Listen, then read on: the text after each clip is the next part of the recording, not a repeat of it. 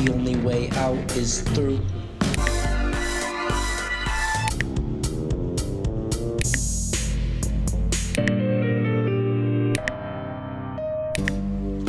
I don't need. I sat down.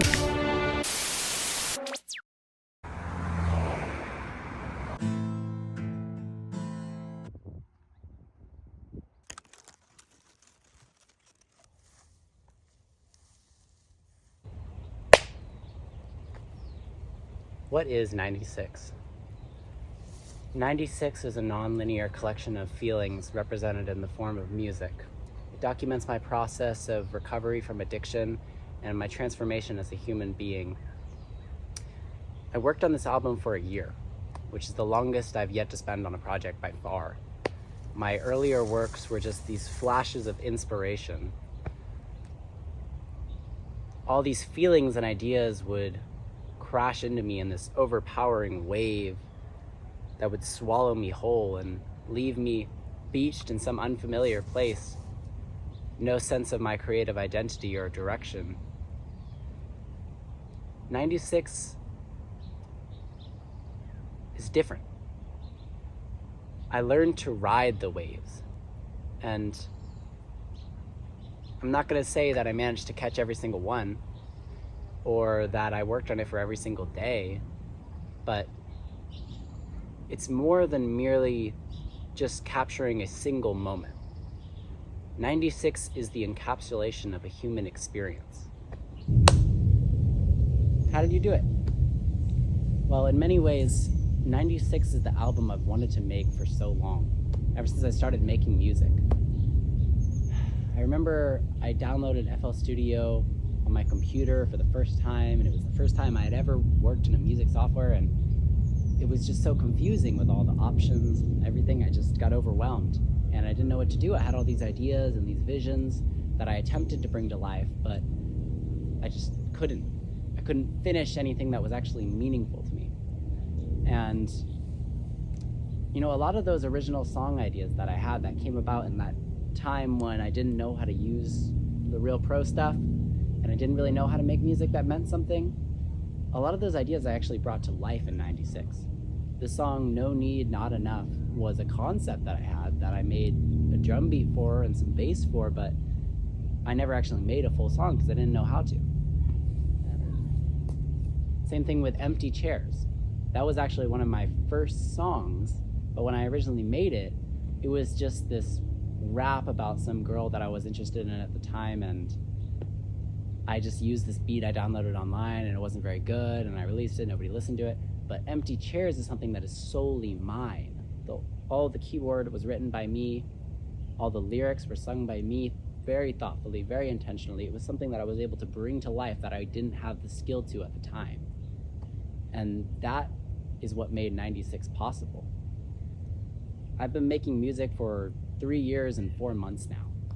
And I have a guitar and a keyboard. I have a laptop that's my own. I have a pro phone. But it's not the technology that makes 96 possible, even though it's what enables the creation.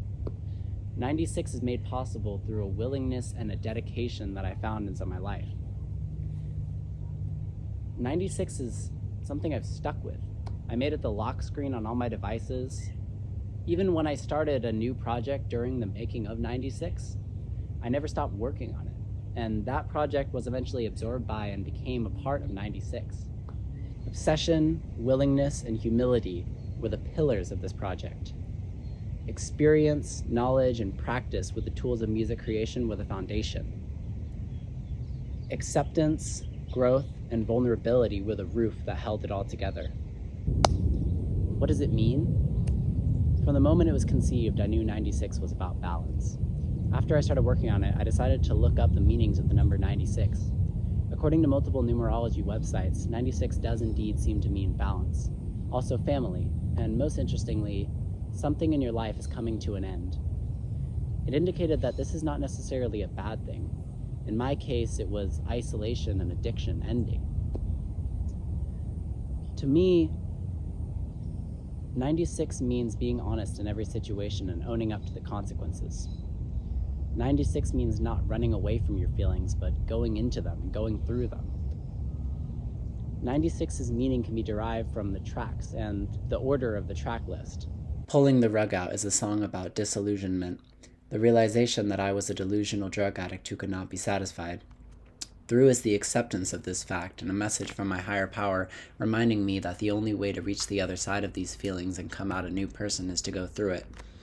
Ascension is dedicated to the switch that occurred when I stopped seeing drugs as the force that lifted me up and allowed God to be the force which lifts me up in life and carries me through all the trials and tribulations. Reflections is a meditation on my state of mind and addiction and the attitude I had which led me to believe life is futile, but also a hope that the future will be better than the past if I fully accept myself.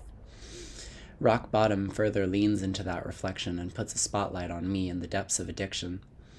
Empty Chairs lifts us back up into a thought that no matter how many people are around or if anyone cares, I will always care and have something to say.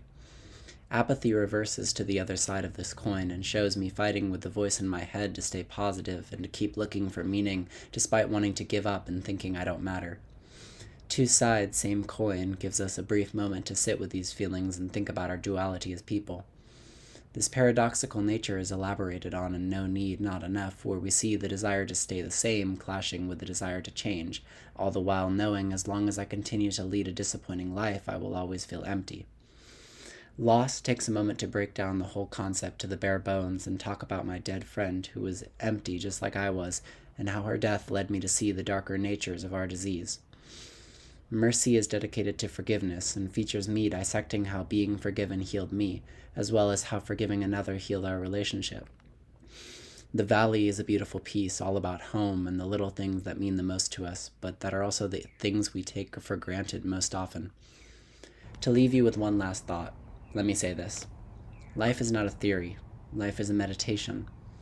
The only way we can grow or change is not by thinking it through or wishing things were different, but by actually applying the values we hold in our hearts and doing the things that scare us most. Love, Rose the Black Cat.